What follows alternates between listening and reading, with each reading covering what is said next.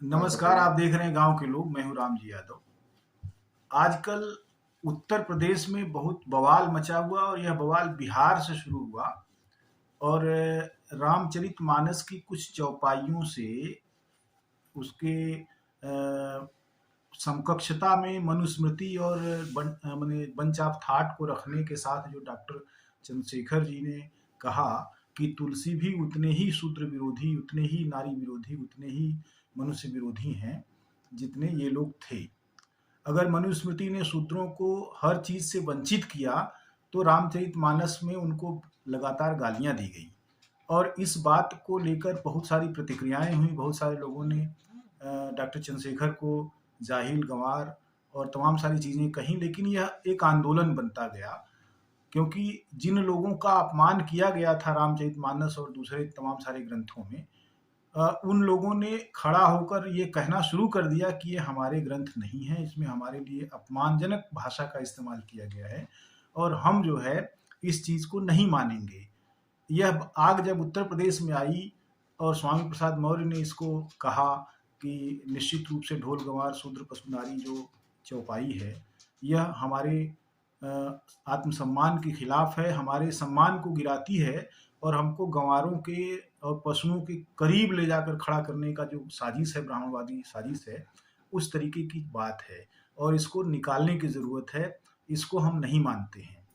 तो ये तमाम सारी चीज़ें चल रही हैं और इसके साथ-साथ अगर देखा जाए तो कई वर्ष पहले से उत्तर प्रदेश में शूद्र आंदोलन भी चल रहा है। शूद्र आंदोलन में अगर इतिहासकार ये कहते हैं कि भारत शूद्रों का है और विवेकानंद कहते हैं कि आने वाली सदी शूद्रों की होगी, दलितों की होगी, स्त्रियों की होगी, तो इसका कुछ मायने है। इसका मायने यह है कि लंबे समय से अधिनायकवाद, पूंजीवाद और सामंती प्रवृत्तियों का जो बचा-खुचा हिस्सा है, जो कि किसी तरीके से इस समाज को विभाजित करके और नियंत्रित करना चाहता है, उसके खिलाफ मेहनतकश लोगों की और जो हाशिए पर ढकेल दिए गए लोग हैं, जो जातिवाद के जुए के नीचे कराह रही मानवता है, उसकी पक्षधरता करने वाला आंदोलन शूद्र आंदोलन है।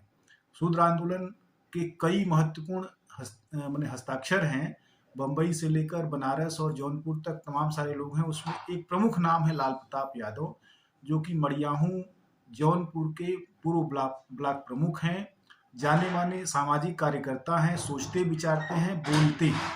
आज वो गांव के लोग स्टूडियो में आए हुए हैं और मैं चाहूंगा कि उनसे इस विषय पर मैं जानूं कि जो यह आंदोलन चल रहा है उसका राजनीतिक हासिल क्या होगा।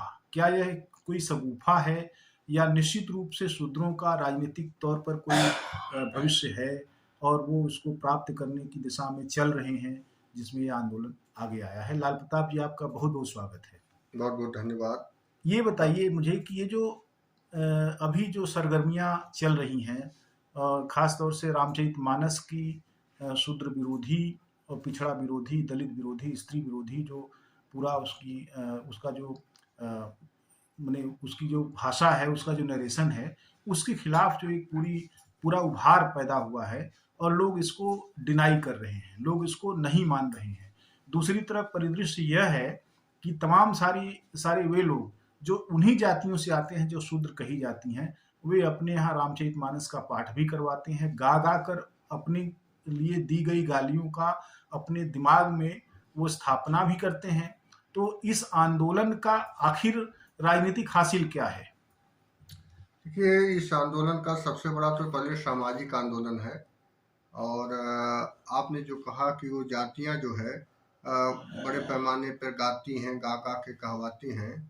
तो आपको मैं ये बता दूं, जो जातियां अपने यहाँ रामायण कहवाती हैं या रामचरितमानस कहवाती हैं, आज तक वो पढ़ती नहीं है। पढ़ने वालों को बुलाती हैं अपने यहाँ और बकायदे लाउड स्पीकर माइक लगा करके जोर जोर से कहवाती हैं और आज तक उसका अर्थ नहीं जानती और न अर्थ सुनती हैं, न उसको सुनना चाहती हैं। सिर्फ उसको बस एक परंपरा चली आई है, रामचरितमानस कहवाना है, उसका क्या मतलब है, उसका क्या अर्थ है, वो अपने लिए गाली दे रहे हैं, दूसरों के लिए गाली दे रहे हैं, उसका कोई मतलब नहीं है। जिस दिन वो मतलब जान जाते हैं तो वो आदमी उसको बंद कर देता है। अब जब से स्वामी प्रसाद मौर्य जी या हमारे मंत्री चंद्रशेखर जी जब से इस बात को शुरू किए हुए हैं, तो पढ़े लिखो लोगों में अब चेतना आ रही है कि यार हम लोग कितने मूर्ख थे, कि साला हम कितनी रामायण का हवा डाले, कितनी पढ़ डाले, आज तक हम समझ नहीं पाए इसका अर्थ क्या होता है।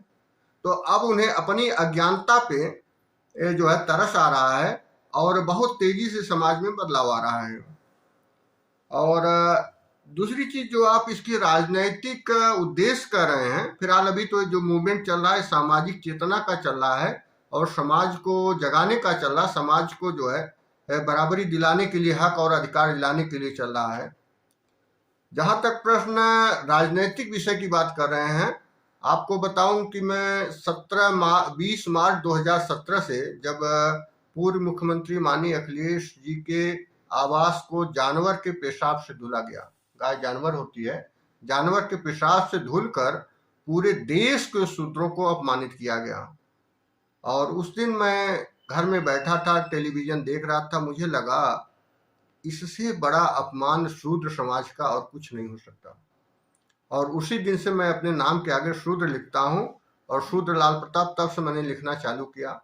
और लगातार तब से मैं 20 मार्च 2018 के बाद से हर साल 20 मार्च को मैं शूद्र अपमान दिवस मनाता हूँ मड़ियाहू से 10,000 15,000 पब्लिक को बुला करके शूद्र अपमान दिवस जो है मनाया जाता है हर 20 मार्च को। और इसका जो आप राजनीतिक लाभ की बात कर रहे हैं, आपको बता दूं कि मार्च 19 में लॉकडाउन लगा और अप्रैल में लॉकडाउन चल रहा था। बाबा साहब की जयंती के समय हम लोग कमरों में ही, घरों में ही बंद थे। तो उस वक्त बाबा साहब का विचार आया, शिक्षित बनो, संगठित रहो, संघर्ष करो। तो हम ये मतलब मेरे दिमाग में एक बड़ा अजीब सा कौधा कि हमारा समाज तो पढ़ना चाहता नहीं, शूद्र समाज वैसे ही पढ़ाई से भागता है। दूसरे भाजपा जो सरकार है वो शूद्रों को पढ़ने देना नहीं चाहती है, तो हमारा समाज तो शिक्षित होगा नहीं। तो जब शिक्षित नहीं होगा, संगठित और संघर्ष कहाँ से करेगा। तो दिन भर इसी उधेड़ बुन में मैं लगा रहा। रात में एकाएक मेरे दिमाग में आया कि क्यों न हम शिक्षक भाइयों को ही संगठित कर दें। तो उस दिन से हमने जो पूरे पूर्वांचल की 90 ब्लॉकों में ब्लॉक वाइज शूद्र शिक्षक संघ ग्रुप बनाए, जिसमें सारे शूद्र समाज के शिक्षक भाइयों को जोड़ा। और पूरे पूर्वांचल में इस तरह से जो है 35 से 40 हजार शिक्षक जो है ब्लॉक वाइज जुड़ गए इस विचारधारा से। और उसमें लगातार समाज को जोड़ने की, समाज को अवेयर करने की बातें होने लगी। आपने बहुत महत्वपूर्ण बात कही कि शूद्र एक ऐसा शब्द है, एक ऐसा पद है जो सामाजिक संरचना के एक बहुत बड़े हिस्से को रिप्रेजेंट करता है। निश्चित रूप से जब हम इसके अर्थ की तरफ जाते हैं तो कई तरह की बातें सामने आती हैं। मसलन बहुत सारे लोग जो प्रगतिशील हैं वो कहते हैं कि यह तो एक तरह से ब्राह्मणवाद के ही मान्यताओं को फिर से ओढ़ लेना हुआ, लेकिन ऐसा ठीक नहीं है। यह भी एक सरलीकरण हो सकता है। और दूसरी चीज़ ये है कि जैसे कोई अपने आप को मेहनतकश कहे, कार्ल मार्क्स ने कहा कि दुनिया के मजदूरों एक हो, तुम एक ही हो और तुमको संघर्ष करना चाहिए, क्योंकि जब तक तुम्हारी सत्ता नहीं होगी तो सारे बुर्जुआ तुमको मिलकर प्रताड़ित करेंगे, तुम्हारा शोषण करेंगे और तुम्हारे रक्त और मांस पर उनकी मीनारें तनेंगी और तुम किसी भी चीज़ का कोई उपभोग नहीं कर सकते। इस तरीके से ये सारी चीज़ें हैं। लेकिन क्या आपको लगता है कि राजनीतिक तौर पर जब आप ये चीज़ें कर रहे हैं, जैसे अखिलेश यादव ने अभी हाल में कहा कि बीजेपी के लोग हमको शूद्र समझते हैं, जबकि लगभग 6 साल पहले उनका आवास धुलवाया गया जानवर के पेशाब से। तो क्या उनको 6 साल पहले इस बात का एहसास नहीं था कि वो शूद्र हैं? एक्चुअल में अखिलेश जी यहाँ की जाति संरचना में नहीं पले बढ़े। बचपना बीता, बचपन से जब से नेताजी के लड़के थे बाहर पढ़े, इसके बाद बाहर चले गए और जब यहाँ पे आए तो वहाँ पे उन्हें एक वो समाज मिला जो उन्हें जो है हाथों हाथ में लपकना चाहता था। उसमें सब वर्ग के थे और जो चालाक वर्ग था वो बहुत तेजी से उनकी तरफ झुका और उन्हें जो है अपना आदर्श मानता तो नहीं था, बताने लगा, बता करके उनका लाभ लेने लगा। तो वो इस मतलब इस देश की जो जाति संरचना है, जाति ऊंच नीच है, जाति अपमान है, उससे जो है बहुत दूर हो चुके थे। और दूसरी चीज, चूंकि वो विदेशों में पढ़ के आए थे, उनके दिमाग में एक ललक थी कि कैसे मैं अपने देश को विकास करूं और प्रदेश का विकास करके मैं अन्य देशों की तरह से विकसित करूं।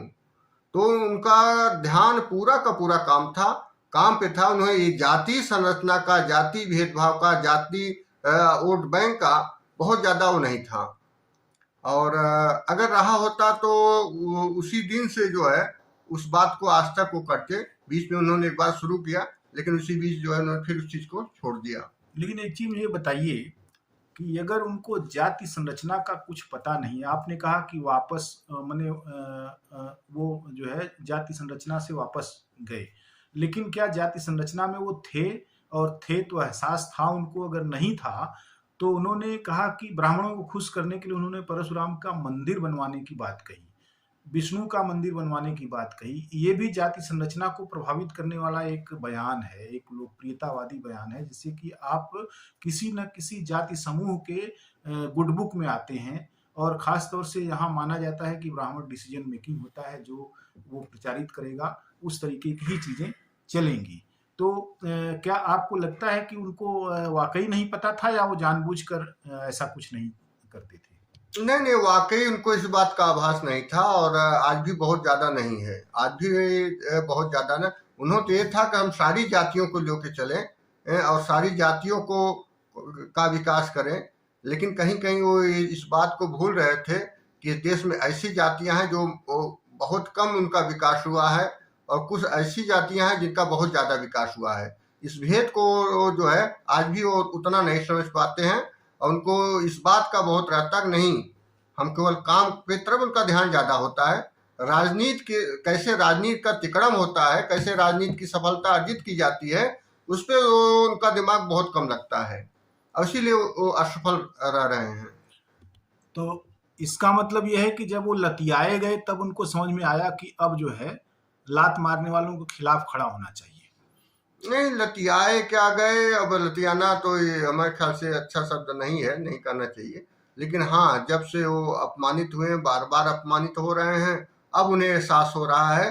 अब वो जब इस राजनीतिक चक्रव्यूह में फंसे हुए हैं, चारों जगह से जो है जाति रूप से देख रहे हैं कि हमें हमारे लोगों को अपमानित किया जा रहा है, जात के रूप में जेल में भेजा जा रहा है, जात के लोगों को ऊपर बुलडोजर चलाया जा रहा है।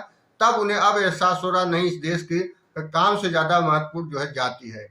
और जाति न होती तो आज जात के रूप में जो है जो जेलों में भरे जा रहे हैं, जिनका इनकाउंटर हो रहा है, सिर्फ जात विशेष लोगों का हो रहा है। अब उन्हें धीरे धीरे इस बात के संज्ञान हो रहा, नहीं, यहाँ तो जात सबसे ज्यादा प्रबल और प्रभावी है। अगर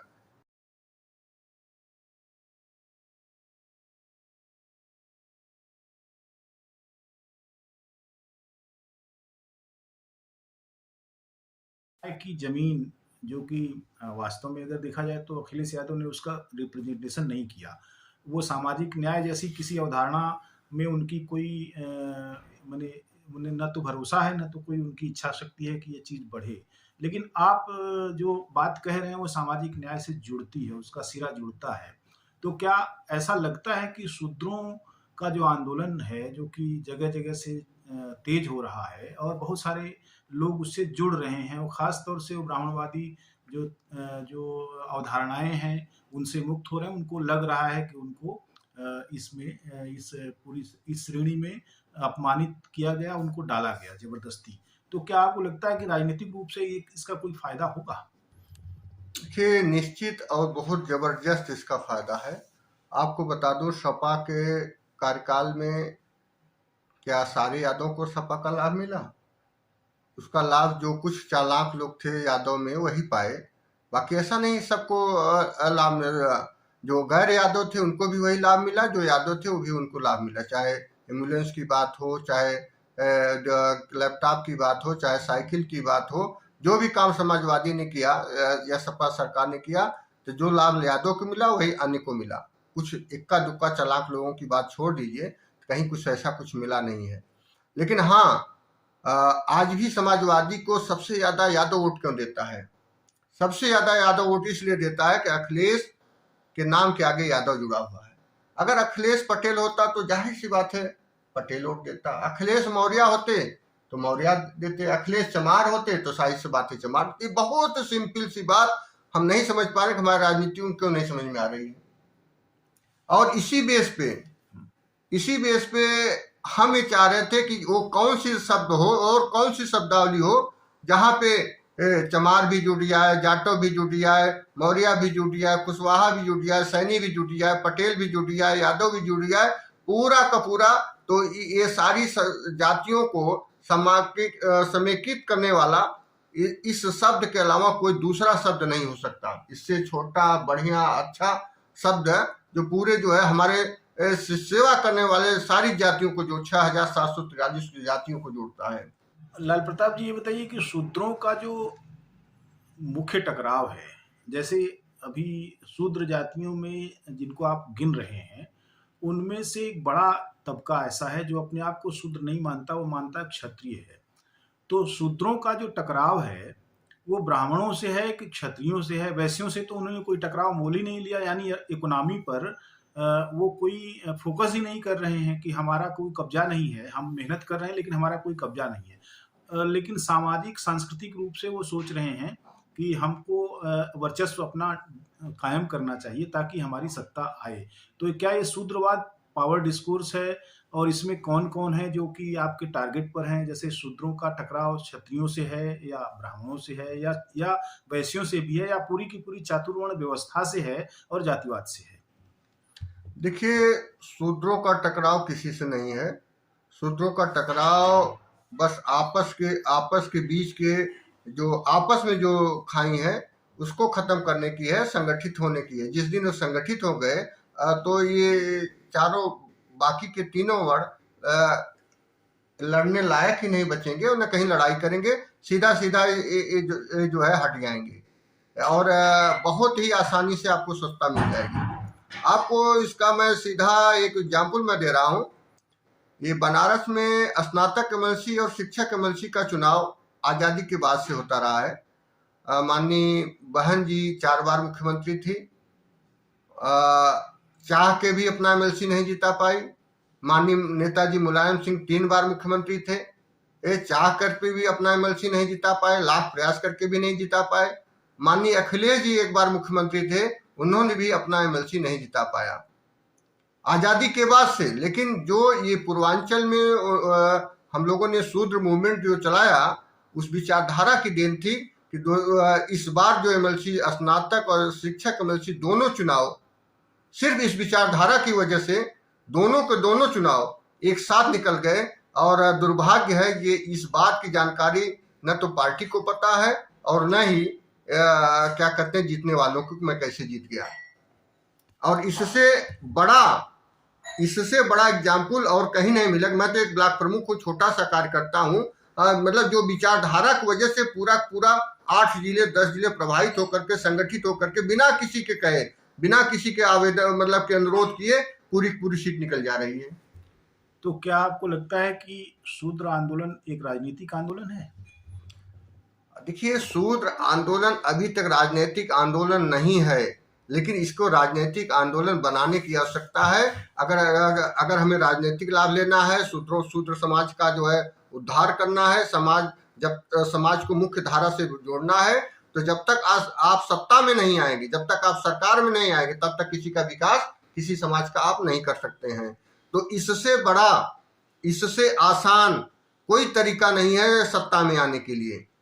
और ये अगर काश मैं कह रहा हूं, बार बार मैं कह रहा हूं, काश हमारे राजनीतिक नेता, राष्ट्रीय अध्यक्ष माननीय इस बात को समझ जाएं और इसको अपनी राजनीतिक भाषा बना ले, तो शायद शूद्रों की सत्ता प्रदेश नहीं देश में आने से कोई नहीं रोक सकता।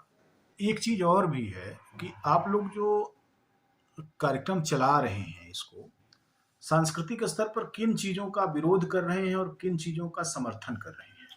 हम जितनी भी अज्ञानता की चीजें हैं, जितनी भी अज्ञानता की है, ढोंग है, पाखंड है, जिससे हमारे समाज का शोषण होता है, इन सब चीज़ों का हम लोग बहिष्कार करते हैं। और मानव के बीच में जो भेद है, जो खाई है, जो जाति छुआछूत है, ऊंच नीच है, इसको हम लोग खत्म करने की बात करते हैं। हम लोगों का सीधा एक नारा है, मानव मानव एक समान, और सारे इंसान एक बराबर हैं, सबको हक और अधिकार मिलना चाहिए। और ये बड़ा दुर्भाग्य है कि आज़ादी के बाद 21वीं, जिसको डिजिटल इंडिया कहा जा रहा है, आज भी ये हमारे जो है निचले तबके के लोगों की स्थिति बहुत दयनीय है। बहुत धन्यवाद लाल प्रताप जी, आप यहाँ आए और आपने एक महत्वपूर्ण बात कही